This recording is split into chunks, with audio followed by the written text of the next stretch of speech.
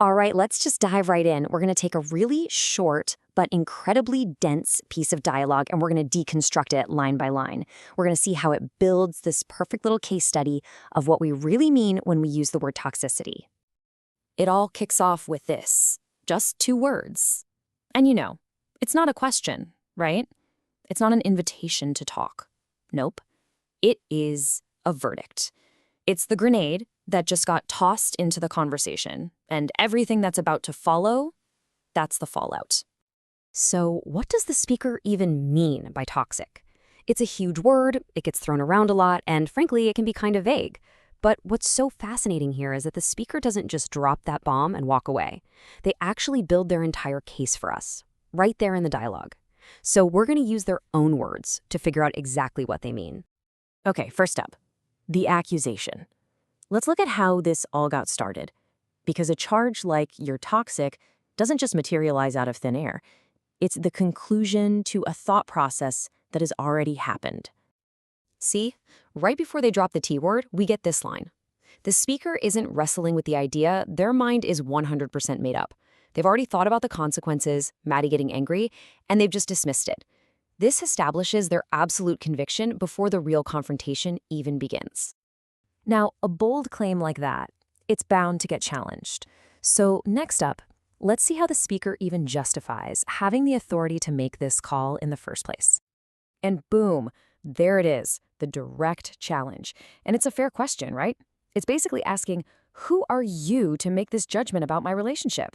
This forces the speaker to lay all their cards on the table and explain why they think they have the right to say something so definitive.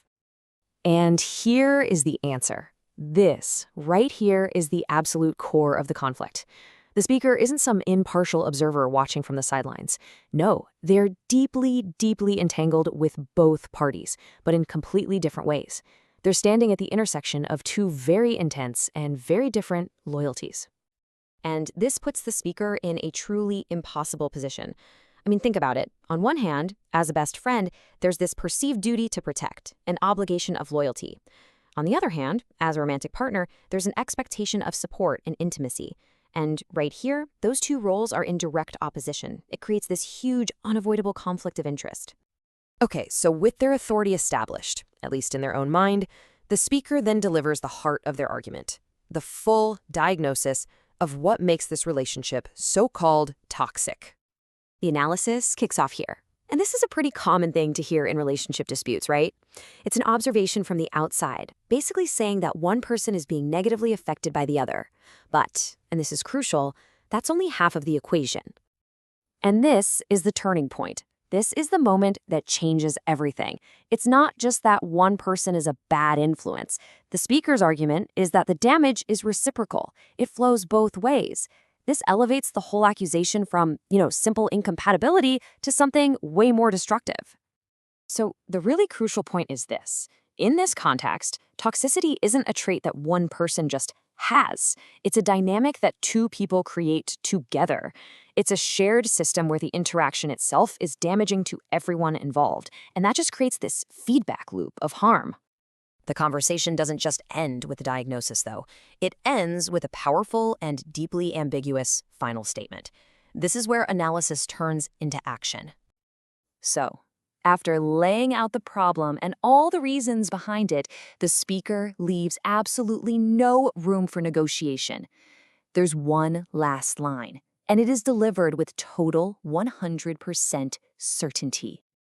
Wow, that is a powerful statement. It's a vow. The speaker isn't just offering an opinion anymore. They are declaring their intention to actively intervene. But it makes you wonder, right? Is this an act of love or is it an act of control? This final line can be read in so many different ways. Is it a noble promise to protect a friend? Or is it a controlling threat to a partner? Ultimately, what it is a total blurring of personal boundaries, leaving no path forward except for the one the speaker has decided on. And that leaves us with the central question of this whole thing. By stepping in to stop what they see as a destructive cycle, is the speaker being a savior or a saboteur? This short, intense piece of dialogue really forces us to ask ourselves, in our own lives, when we try to help, where do we draw that line between protecting someone we love and controlling them?